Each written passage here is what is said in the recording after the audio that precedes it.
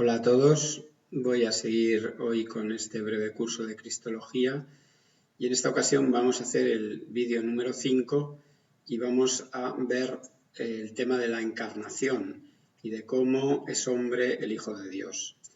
Es decir, que Jesús, siendo verdadero Dios y verdadero hombre, pues su humanidad es muy particular, muy especial, precisamente porque le pertenece a la persona del Verbo. Entonces vamos a tratar de entender mejor esta humanidad tan perfecta, tan particular del Señor. Y para ello vamos a tratar de 4 puntos. Voy a hablar primero de la encarnación, explicar brevemente lo que es la encarnación, después cómo se refleja la encarnación en la humanidad de Jesús, es decir, como Jesús es Dios, pues es normal que eso tenga un influjo en su propia humanidad. Trataremos de ver cómo es ese influjo. Luego hablaremos del conocimiento humano de Cristo y por último de su solidaridad con nosotros, con los hombres. Estos son los 4 puntos que voy a tratar de tocar y vamos ya a ir con el primero de ellos. La encarnación es un misterio difícil de explicar y difícil de entender. Aunque San Juan lo ha dicho de modo muy sencillo, en el prólogo de su Evangelio, San Juan decía que el Verbo se hizo carne, es decir, que se hizo hombre. Y ahí la realidad es que está muy bien dicho y está dicho lo esencial. De todas formas, no es fácil para nosotros hacernos una idea de cómo una misma persona puede ser a la vez Dios y hombre. Yo pensaba había tenido la idea así de acercarme a través de una metáfora que me vino contemplando hace unos días un cuadro y bueno, pues os lo presento. Es este cuadro de Diego Velázquez, un pintor español del siglo del 600 y aquí Velázquez, pues este cuadro es famosísimo, se llama Las Meninas, quizás su obra cumbre, y aquí se ve a la infanta Margarita y después en el espejo que hay detrás se ven a sus padres, los reyes, y sobre todo en esta parte del cuadro, porque es solo una parte del cuadro, se ve a Velázquez, el mismo pintor, que nos mira con actitud quizá un poquitín como desafiante y también nos saluda. Bueno, pues me venía la idea de que también otros pintores famosos han hecho autorretratos. Por ejemplo, Van Gogh hizo un autorretrato de sí mismo, también Miguel Ángel y otros pintores hicieron autorretratos de sí mismos. Me parece, sin embargo, que son menos frecuentes los artistas famosos que han hecho esculturas de ellos mismos.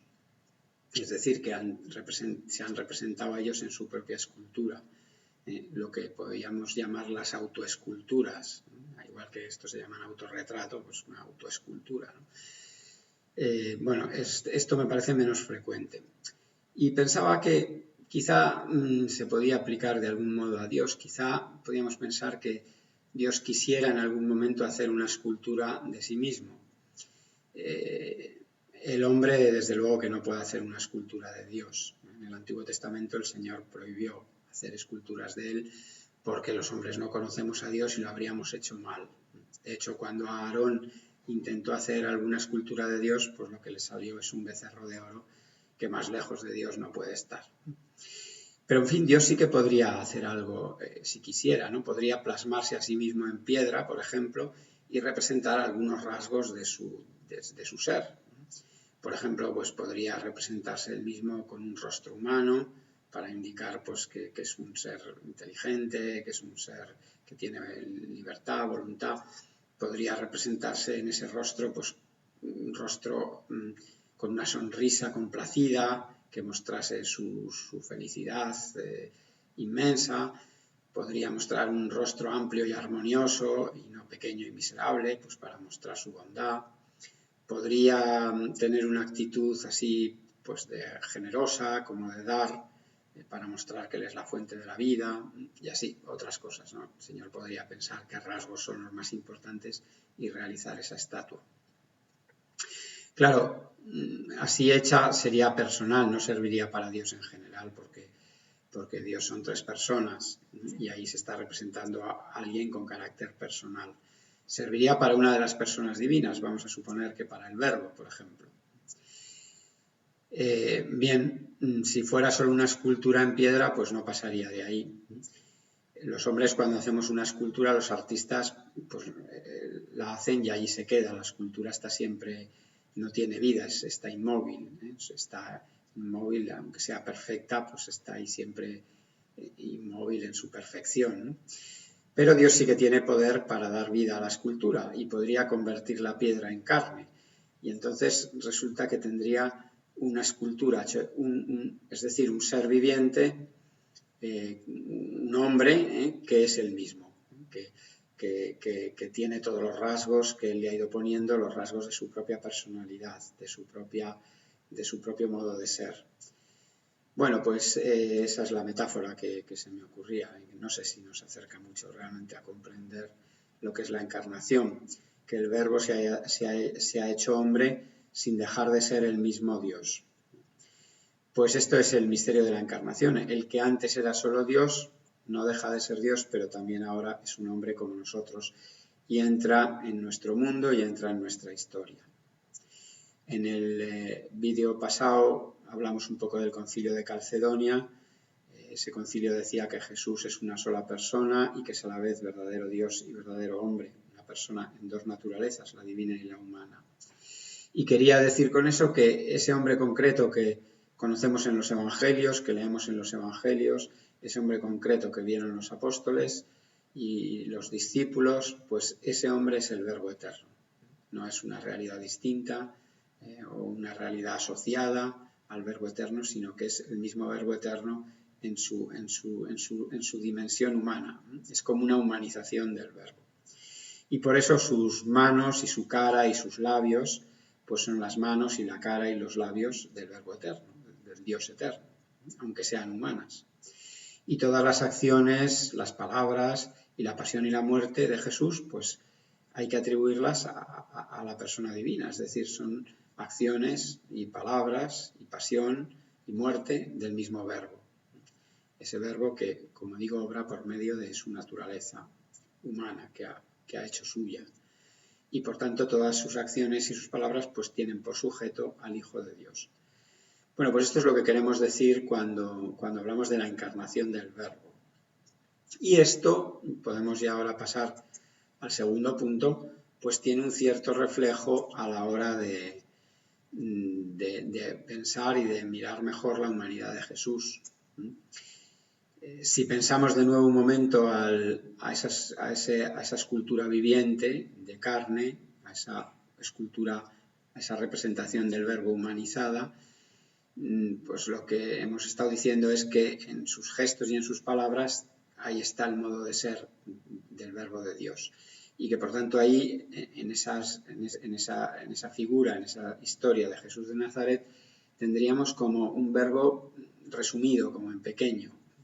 Algunos autores medievales hablaban, en latín decían que existía el verbum breviatum, es decir, el verbo en pequeñito, o el verbo abreviado, o el verbo resumido. Pues sí, Jesús es como un resumen de quién es el Verbo eterno y por tanto también de quién es el Padre por su relación con él y de quién es el Espíritu Santo.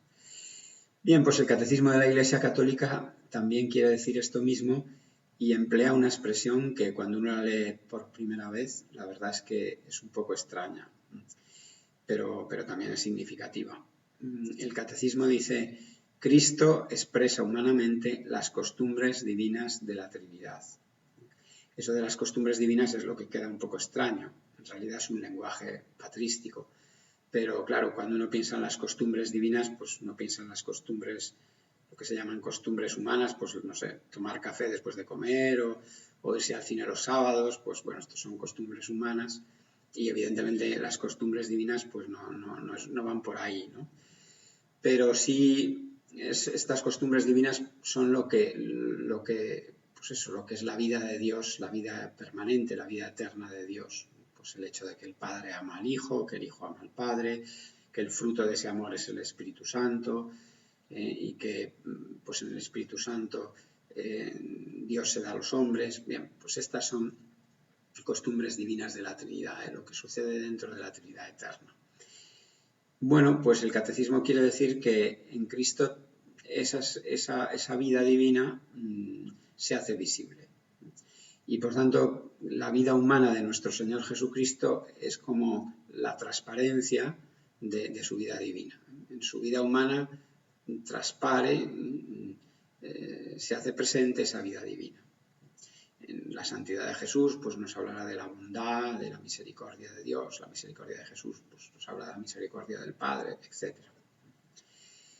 San Lucas también, cuando presenta la escena de la Anunciación, donde se presenta este misterio de la Encarnación, nos da también una vía para ver un poco mejor, para entender un poco mejor la Encarnación y también sobre todo cómo esa Encarnación toca en la humanidad de Jesús y de alguna forma la modela y la caracteriza. San Lucas, en esa escena de la Anunciación, se ve a María que le hace una pregunta, dice, ¿cómo podrá ser esto que me estás diciendo? Entonces San Lucas ahí responde con estas palabras, dice, el Espíritu Santo vendrá sobre ti y la fuerza del Altísimo te cubrirá con su sombra. Por eso el santo que va a nacer será llamado Hijo de Dios. Es decir, que aquí lo que está diciendo es que el Espíritu Santo y la fuerza del Altísimo van a obrar en María internamente y van a santificar. María ya había sido santificada desde el principio, pero van a hacer una acción que es santa y que va a producir algo santo, que es la encarnación, que es el Hijo de Dios en el seno de María. Aquí San Lucas evoca una imagen del Antiguo Testamento, porque en el Antiguo Testamento, cuando Moisés ya terminó todas las cosas que Dios le había dicho para darle culto, porque Dios le había indicado muchas cosas para que los israelitas dieran culto a Dios, entonces Moisés construyó el tabernáculo, hizo todas las cosas como Dios le había dicho, y ya cuando tenía todo preparado y el tabernáculo ya todo dispuesto, pues entonces una nube cubrió el tabernáculo y la gloria de Dios llenó ese tabernáculo. Y el tabernáculo era todo radiante porque estaba lleno de la gloria de Dios. Bueno, pues en realidad cuando San Lucas nos cuenta aquí en la Encarnación cómo sucede, pues nos está diciendo algo muy parecido. Nos está diciendo que el Espíritu Santo desciende sobre la Virgen. Aquí vemos al Espíritu Santo que con sus alas cubre a María y de alguna forma pues, con su sombra, y en ella tiene lugar también una santificación, es decir, se forma algo que realmente es santo, que es el Hijo de Dios. De modo semejante a como la gloria de Dios llenaba entonces el tabernáculo cuando la nube se posaba sobre el tabernáculo, pues aquí por la acción del Espíritu Santo y la potencia del Altísimo va a surgir en el seno de María el Santo, el Hijo de Dios. Bueno, pues este modo de ser concebido va a tener también consecuencias sobre la humanidad de Jesús. En primer lugar, la primera consecuencia es que el Señor no tiene un padre humano, no tuvo un padre biológico. Pero esto no significó para Jesús una carencia, porque esa presencia del Espíritu Santo en Jesús, y es por esto que Jesús se dice que es el Mesías, que en hebreo quiere decir el ungido, y en griego se dice el Cristo el ungido, porque ha sido ungido por el Espíritu Santo ya desde su concepción, pero luego también durante toda su vida. Pues esa acción del Espíritu también va a grabar en el alma de Jesús la experiencia única y singular del amor del Padre hacia él. Es decir, que nuestro Señor siempre tuvo esa conciencia del amor del Padre y de su propia filiación, de su propia relación única y especial con el Padre. Y eso por la acción del Espíritu en su alma. Y esto pues fue una dimensión permanente de la vida de Jesús. Fue algo que el Señor experimentó desde el primer momento. Aunque claro, solo cuando se fueron desarrollando sus estructuras humanas, pues cuando fue haciéndose, primero cuando era niño y después adolescente, pues fue siendo una experiencia cada vez más personalizada, más interiorizada, mejor comprendida. Bien, pues eso acompañó siempre al Señor, como a nosotros nos acompañan muchas veces pues ciertas experiencias de nuestra vida nos acompañan toda la vida. Por ejemplo, la conciencia de quiénes son nuestros padres, o de nuestro carácter, de nuestro modo de ser, o también del hecho que vivimos junto con otras personas. Bueno, pues son cosas que nos acompañan habitualmente. Y al Señor también le acompañaba en este tipo de experiencias humanas, pero sobre todas ellas había una, la experiencia sobrenatural, que era la experiencia del amor del Padre. Y eso ya lo vemos en el Evangelio, como a la edad de 12 años, cuando Jesús se queda en el templo, sus padres lo buscan por 3 días y al final terminan encontrándolo, y cuando su madre María le pregunta, bueno, ¿por qué has obrado así con nosotros? Pues Jesús dice, ¿cómo? ¿No sabíais que yo debo ocuparme de las cosas de mi Padre? Ya se ve ahí en Jesús adolescente que tiene esa conciencia muy viva de ser el Hijo de Dios y de que su Padre es Dios. Bien, pues esta es una primera consecuencia del modo de la concepción. Otra consecuencia es el hecho de que la humanidad de Jesús, al haber sido formada por el Espíritu Santo, fue perfectamente santa. Y en este sentido, en él no hubo esas distorsiones, esos desórdenes que se dan en nuestra naturaleza, en parte desde el pecado original. Concretamente, no tuvo esa concupiscencia desordenada que en cambio se da en los demás seres. Quizá hay que excepcionar aquí también a María. Concupiscencia es una palabra que puede resultar algo difícil, que viene del verbo latino cupire, que significa desear, cupio es deseo, y el con, ese prefijo con, pues lo que hace es reforzar este deseo. O sea que la concupiscencia viene a ser como un deseo intenso. De hecho, se habla a veces del ardor de la concupiscencia. Y la concupiscencia es lo que en nosotros nos lleva a desear las cosas, a veces con mucha intensidad. Y eso en sí mismo no tiene nada de malo, que deseemos las cosas y que las deseemos también intensamente. Pero lo que pasa es que esos deseos a veces se desordenan y se pueden transformar ya en pasiones que nos esclavizan porque nos dominan. Por ejemplo, podemos sentir el deseo y el deseo intenso de tomar un plato que nos gusta, pero eso a veces se puede transformar también en la glotonería de comer demasiado. O también con nuestro deseo sexual se puede dirigir fácilmente hacia la búsqueda del placer y de ese modo prescindir del lugar del sexo en el plan de Dios, que está relacionado con el amor y con la transmisión de la vida. Y bueno, esos deseos desordenados pues lo que hacen es que nos van esclavizando, que nos van dominando, y podemos acabar pues eso, siendo animales que hacen cosas humanas. Hay un pintor que se llama Jean-Simon Chardin, que le gustaba pintar escenas de la vida humana, escenas de la vida cotidiana, pero los protagonistas eran monos vestidos de hombres. Parece que fue una moda también de su tiempo, que para divertirse algunos pintores hacían esto. Y aquí vemos a un chimpancé pues que está aquí mirando su colección de monedas y su colección de medallas, y viendo pues esas medallas cómo son y qué forma tienen, etc. Bien, pues nosotros podemos también, si nos dejamos llevar por esos deseos, por esa concupiscencia desordenada, por esos deseos que son sin ninguna moderación, pues nos animalizamos.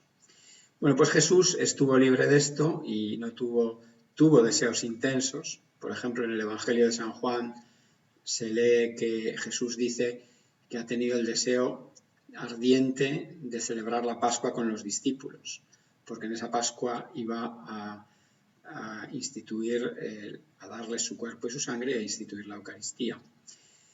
Pero esos deseos del Señor, que fueron, como digo, muchas veces intensos, pero siempre fueron santos y no fueron desordenados como son a veces los nuestros.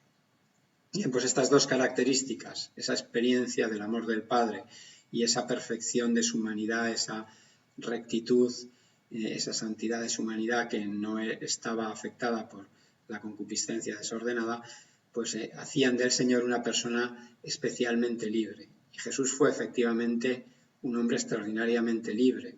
Eso se ve en los Evangelios, que nuestro Señor no se dejaba condicionar ni por personas, ni por circunstancias, ni por ninguna forma de miedo, sino que siempre pues hacía lo que pensaba que era lo mejor y lo que Dios Padre quería para él. Por ejemplo, vemos que el Señor no se pliega a esas barreras culturales de su sociedad, donde justos y pecadores, pues los justos despreciaban a los pecadores y procuraban no mezclarse con ellos. Y nuestro Señor, al contrario, come con pecadores e incluso eligió a sus discípulos a veces de los ambientes que no eran los más cultos y refinados. Aquí en Roma está ese cuadro del Caravaggio, que es un pintor del 600, que muestra la vocación de San Mateo.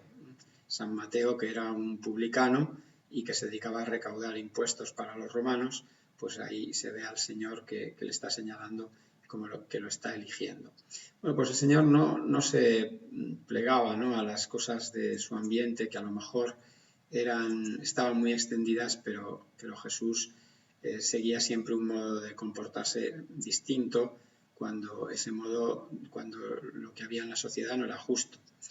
Tampoco el Señor tuvo problemas en decidir cómo vivir el sábado y en no vivir atado a legalismos que eran inútiles, o en encenderse en ira y derribar las mesas de los mercantes del templo cuando estaban realmente impidiendo que el templo fuese un lugar sagrado. No se dejó condicionar por su familia, por estructuras de poder. No tuvo reparo en enfrentarse con los fariseos y en denunciar también lo que hacían mal. Y sobre todo nuestro Señor no tuvo problema también en dar su vida por nosotros. Y en todo eso se ve Jesús con una gran libertad, que no está como obligado, como constreñido por ambientes o por cosas que sean ajenas a lo que él ve que es realmente bueno y agradable a Dios. Bien, pues en estos tiempos actuales en los que se valora mucho la libertad, podemos decir también con orgullo, pero también para imitarlo, que Jesús fue un hombre verdaderamente libre. Y podemos ya pasar entonces al tercer punto de nuestra exposición, en el que vamos a tratar del conocimiento humano de Jesús, que es también un tema un poco difícil y en algunos aspectos está sujeto también a una cierta discusión teológica. Pero lo que vamos a hacer es partir de un texto del compendio del Catecismo de la Doctrina Católica, que resume más o menos este tema del conocimiento humano de Jesús, y vamos a leer este texto. Pero antes me parece que hay que hacer una aclaración importante, y es que cuando hablamos del conocimiento humano de Cristo, pues hablamos del conocimiento humano, subrayando humano, es decir, no nos referimos al conocimiento que tiene el Verbo eterno, independientemente de la encarnación, porque el Verbo eterno existe con el Padre y el Espíritu Santo en la eternidad y evidentemente conoce todas las cosas como Dios. Ese conocimiento es total, absoluto, y es el mismo que tiene el Padre y el Espíritu Santo. Pero el Catecismo y el texto que vamos a leer se refiere al conocimiento humano de Jesús, es decir, a lo que está presente en la mente de Jesús con la forma de pensamientos, de imágenes, de recuerdos, con esas formas que todos tenemos para conocer, que tienen todos los hombres. Y lo que leemos en los Evangelios cuando Jesús habla o cuando actúa, se refiere siempre a su conocimiento humano.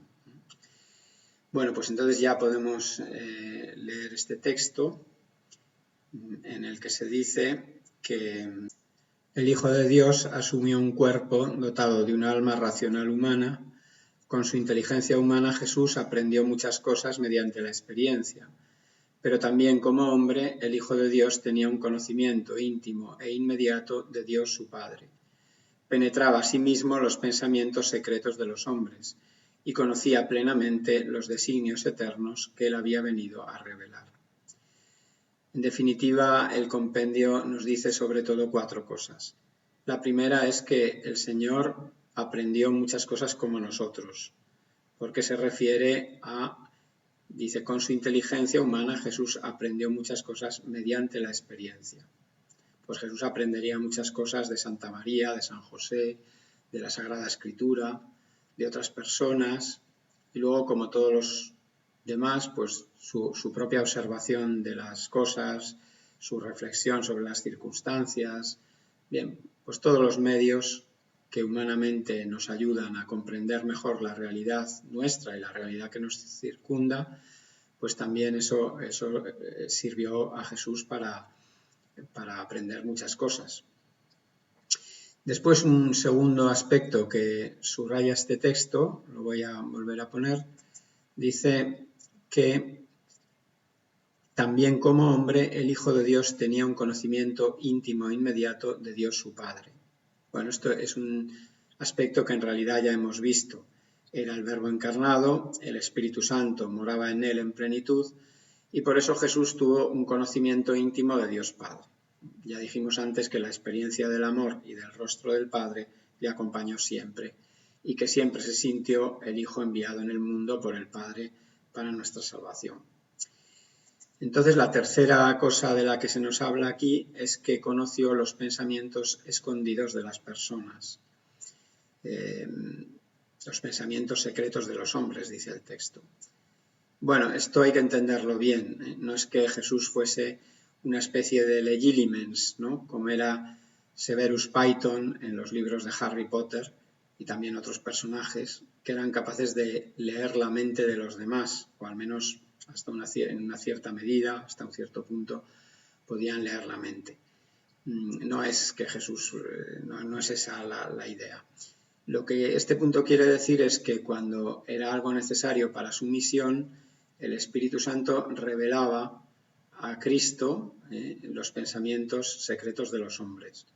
Por ejemplo, vemos que cuando Jesús conoce a Bartolomé, el apóstol Bartolomé, pues él ya sabe algo que para Bartolomé no es posible que nadie sepa.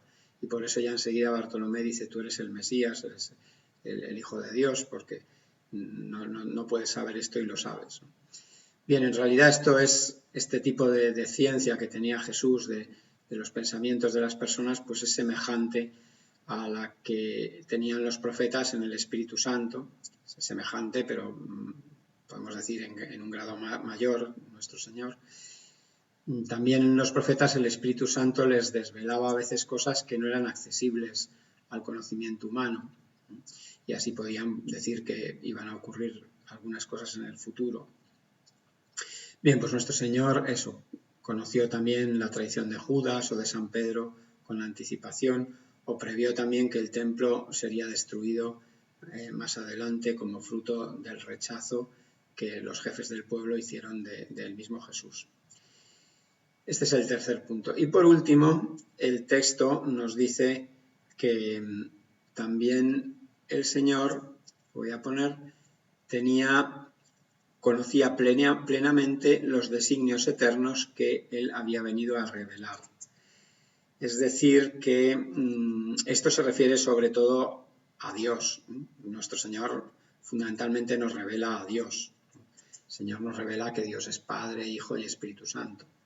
El Señor nos revela el amor de Dios, nos revela muchas cosas.